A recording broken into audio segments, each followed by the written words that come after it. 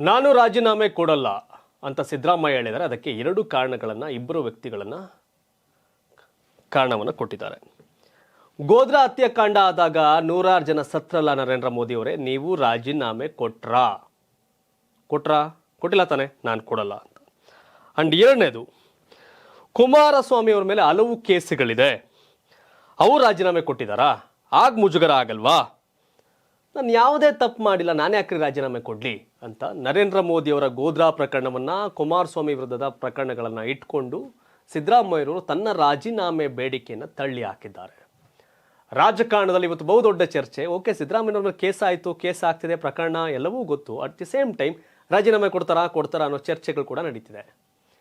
ಹಾಗಾಗಿ ಸಿದ್ದರಾಮಯ್ಯನವರು ರಾಜೀನಾಮೆ ಕೊಡದಿರಲು ಇಬ್ಬರು ವ್ಯಕ್ತಿಗಳನ್ನ, ಪ್ರಧಾನಮಂತ್ರಿ ನರೇಂದ್ರ ಮೋದಿಯವರು ಗೋಧ್ರಾ ಟೈಮಲ್ಲಿ ನೂರಾರು ಜನ ಸತ್ತಲ್ಲ, ರಾಜೀನಾಮೆ ಕೊಟ್ರೆ ಅಂದ್ರಿ ನರೇಂದ್ರ ಮೋದಿಯವರೇ ಅಂತ ಒಂದು.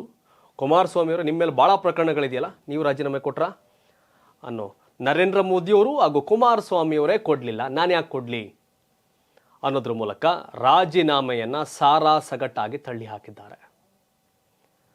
ಅಂದರೆ ಹೈಕಮಾಂಡ್ ಕೂಡ ಇವರ ಬೆನ್ನಿಗೆ ಸ್ಪಷ್ಟವಾಗಿ ನಿಂತಿರುವ ಕಾರಣ, ರಾಹುಲ್ ಗಾಂಧಿ ಸೋನಿಯಾ ಗಾಂಧಿ ಸ್ಪಷ್ಟವಾಗಿ ನಿಂತಿರುವ ಕಾರಣ ರಾಜೀನಾಮೆ ಅವಶ್ಯಕತೆ ಇಲ್ಲ, ನೀವು ಹೆಂಗಾರ ಬಡ್ಕೊಳ್ಳಿ, ಕೆಚ್ಕೊಳ್ಳಿ, ಮೈಸೂರಿಗೆ ಇನ್ನೊಂದು ಸರಿ ಕಾಲ ಮೇಲ್ ಮಾಡ್ಕೊಂಡು ತಲೆಯ ಕೆಳಕ್ಕೆ ಮಾಡ್ಕೊಂಡು ನಡೀರಿ, ನಾವು ತಲೆ ಕೆಡ್ಸ್ಕೊಳ್ಳಲ್ಲ, ರಾಜೀನಾಮೆ ಕೊಡಲ್ಲ ಅನ್ನೋ ಗಟ್ಟಿ ನಿರ್ಧಾರವನ್ನು ಸಿದ್ದರಾಮಯ್ಯ ಮಾಡಿದ್ದಾರೆ. ಒಂದು ಚರ್ಚೆ ಆಗಲೇ ಹೇಳ್ತಿದ್ದೆ, ಇನ್ನೇನೋ ಮುಂದೆ ವರ್ಷಕ್ಕೆ ಅಧಿಕಾರ ಹಸ್ತಾಂತರ ಮಾಡ್ತಾರೆ ಅನ್ನೋದು ಡಿ ಕೆ ಶಿವಕುಮಾರ್ ಬೆಂಬಲಿಗರ ಮಾತಾಗಿತ್ತು, ನಮಗೆ ಬರುತ್ತೆ ಅಂತ. ಬಟ್ ಈಗೆಲ್ಲ ಹೇಳ್ತಾರೆ 5 ವರ್ಷ ಸಿದ್ದರಾಮಯ್ಯನೇ ಸಿಎಂ, 5 ವರ್ಷ ಸಿದ್ದರಾಮಯ್ಯನವರು ಸಿಎಂ ಅಂತ. ಅಂದರೆ ಮೂಡಾ ಪ್ರಕರಣದಲ್ಲಿ ಸಿದ್ದರಾಮಯ್ಯವ್ರ ತಲೆದಂಡ ಆಗುತ್ತೆ ಅನ್ನೋ ಚರ್ಚೆ ಇತ್ತು. ಇಲ್ಲ, ಮೂಡಾ ಪ್ರಕರಣದಿಂದ ಸಿದ್ದರಾಮಯ್ಯನವರ ಅಧಿಕಾರದ ಕುರ್ಚಿ 5 ವರ್ಷಕ್ಕೆ ಗಟ್ಟಿಯಾದಂಗೆ ಕಾಣ್ತಾ ಇದೆ. ಸೊ ಒಟ್ಟಾರೆಯಾಗಿ ನರೇಂದ್ರ ಮೋದಿ ಅವರು ಗೋಧ್ರಾ ಹತ್ಯಾಕಾಂಡದಲ್ಲಿ ನೂರಾರು ಜನ ಸತ್ತಾಗಲೇ ಕೊಟ್ಟಿಲ್ಲ, ಕುಮಾರಸ್ವಾಮಿ ಅವ್ರ ಮೇಲೆ ಕೇಸ್ ಇದೆ ಕೊಟ್ಟಿಲ್ಲ, ಆಗ ಮುಜುಗರ ಆಗಲಿಲ್ವಾ, ನೆವರ್ ಎವರ್ ಕೊಡಲ್ಲ ಅಂತ ಹೇಳ್ತಿದ್ದಾರೆ.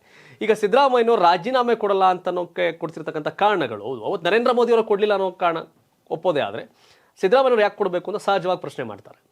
ಕುಮಾರಸ್ವಾಮಿ ಅವ್ರ ಮೇಲೆ ಕೇಸ್ಗಳಿರ್ಬೇಕಾದ್ರೆ ಅವ್ರು ಕೊಟ್ಟಿಲ್ಲ ಕೇಂದ್ರ ಸಚಿವ ಸ್ಥಾನಕ್ಕೆ ರಾಜೀನಾಮೆ ಅನ್ನೋದಾದರೆ ನಾನೇ ಯಾಕೆ ಕೊಡಬೇಕು ಅಂತ ಸಿದ್ದರಾಮಯ್ಯ ಕೇಳ್ತಾರೆ. ಬಟ್ ಆಗ ಒಂದು ಮಾತು ಕುಮಾರಸ್ವಾಮಿ ಮಾತನಾಡ್ತಾ ಹೇಳಿದರು, ಅಲ್ಲ ಸಿದ್ದರಾಮಣ್ಣ, ನೀವೇ ತಾನೇ ನಿಮ್ಮ ಅಧಿಕಾರಾವಧಿಯಲ್ಲಿ ಕೇಸ್ ಹಾಕ್ಸಿದ್ದು, 2013ರಿಂದ 18 ಮುಖ್ಯಮಂತ್ರಿ ಆಗಿದ್ದಾಗ ಸಿದ್ದರಾಮಯ್ಯ ನನ್ನ ಮೇಲೆ ಕೇಸ್ ಹಾಕ್ಸಿದ್ರು, 18ರಲ್ಲಿ ನಮ್ಮ ಮನೆ ಬಾಗಿಲು ಬಂದು ಮುಖ್ಯಮಂತ್ರಿ ಮಾಡಿದ್ರು, ಅವತ್ತು ಕಾಣಲಿಲ್ವಾ, ಅವತ್ತು ಕುಮಾರಸ್ವಾಮಿ ಕ್ಲೀನಾ ಅಂತ ಮತ್ತೆ ತಿಳಿದಿದ್ದಾರೆ. ಅಂದರೆ ಇವೆಲ್ಲ ಅಧಿಕಾರ ಸಿಂಧು ರಾಜಕಾರಣ, ನಿಮಗೆ ಹೆಂಗೆ ಬೇಕು ಹಂಗೆ ಮಾತಾಡ್ಕೊತಾ ಇದ್ದೀರಿ, ಮಾತಾಡ್ಕೊಳ್ಳಿ ಅನ್ನೋದು ಕುಮಾರಸ್ವಾಮಿ ಅವ್ರ ಮಾತು.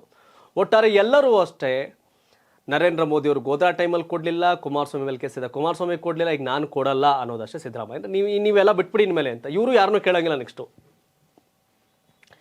ಒಂದು ರೌಂಡ್ ಹೋಗಿ ಬಂದರೆ, ಒಂದು ವಿಸಿಟ್ ಜೈಲಿಗೆ ಹೋಗಿ ಬಂದೆ, ಫ್ರಾನ್ಸ್ಗೆ ಹೋಗಿ ಬಂದಂಗೋ, ಸ್ವಿಟ್ಜರ್ಲೆಂಡ್ಗೆ ಹೋಗಿ ಬಂದಂಗೋ, ಅಮೆರಿಕಾಗೆ ಹೋಗಿ ಬಂದಾಗ, ಒಂದು 3 ತಿಂಗಳು ಪರಪ್ಪನಗರ ಹೋಗಿ ಬಂದೆ ಗುರು ಅನ್ನೋ ಟೈಪು ಈ ಜೈಲಿಗೆ ಹೋಗೋದು ಇವೆಲ್ಲ ಆಗ್ಬಿಡ್ತವೆ. ಯಾಕಂದರೆ ನರೇಂದ್ರ ಮೋದಿಯವರ ಪ್ರಕರಣವನ್ನು ಉಲ್ಲೇಖಿಸಿ, ಕುಮಾರಸ್ವಾಮಿ ಪ್ರಕರಣವನ್ನು ಉಲ್ಲೇಖಿಸಿ ರಾಜೀನಾಮೆ ಕೊಡಲ್ಲ ಅನ್ನೋ ಸಿದ್ದರಾಮಯ್ಯನವರ ಶೈಲಿ ಇದೊಂದು ರೀತಿ. ಇನ್ನು ಮುಂದೆ ಎಲ್ಲರೂ ಅದೇ ಕತೆ, ಆಗಲಿ ಬಿಡುಗರು, ಹೋಗಲಿ ಬಿಡುಗರು ಅನ್ನೋ ದಾಟಿಯ ಚರ್ಚೆಗಳು ನಡೆಯಬಹುದು. ಬಟ್ ಐ ಥಿಂಕ್ ಅವರು ಜೈಲಿಗೆ, ಅಂದರೆ ಈ ಪ್ರಕರಣದಲ್ಲಿ ತಪ್ಪಿತಸ್ಥ ಅಂತ ಸಾಬೀತಾಗಿ ಜೈಲಿಗೆ ಹೋಗೋ ಸನ್ನಿವೇಶ ಬಂದರೆ ಹೈಕಮಾಂಡ್ ಅವತ್ತು ಹಿಂಗೆ ಬೆನ್ನಿಗೆ ನಿಲ್ಲಲ್ಲ, ಕೊಡಿ ರಾಜೀನಾಮೆ ಅಂತ ಹೇಳ್ಬೋದು. But it's take time. But 3 ತಿಂಗಳಲ್ಲಿ ಕೊಡಬೇಕು ಅಂತ ಲೋಕಾಯುಕ್ತಕ್ಕೆ ಆದೇಶ ಮಾಡಿದ್ದಾರೆ ಜನಪ್ರತಿನಿಧಿಗಳ ವಿಶೇಷ ನ್ಯಾಯಾಲಯದ ಗಜಾನನ ಭಟ್ರು ನ್ಯಾಯಮೂರ್ತಿಗಳು. ಬಟ್ ಇದೇನು ಎತ್ತ ಅನ್ನೋದು ನೋಡಬೇಕಾಗತ್ತೆ. ಬಟ್ ಐ ಥಿಂಕ್ ಇನ್ನು ಡಿಸೆಂಬರ್ವರೆಗೂ ಇವೆಲ್ಲ ಪೊಲಿಟಿಕಲ್ ಡ್ರಾಮಾಗಳಿಗೆ ನಡಿಬೋದೇನೋ. ಸಿದ್ದರಾಮಯ್ಯನವ್ರ ಬಗ್ಗೆ ತಾವೇನು ಹೇಳ್ತೀರಿ?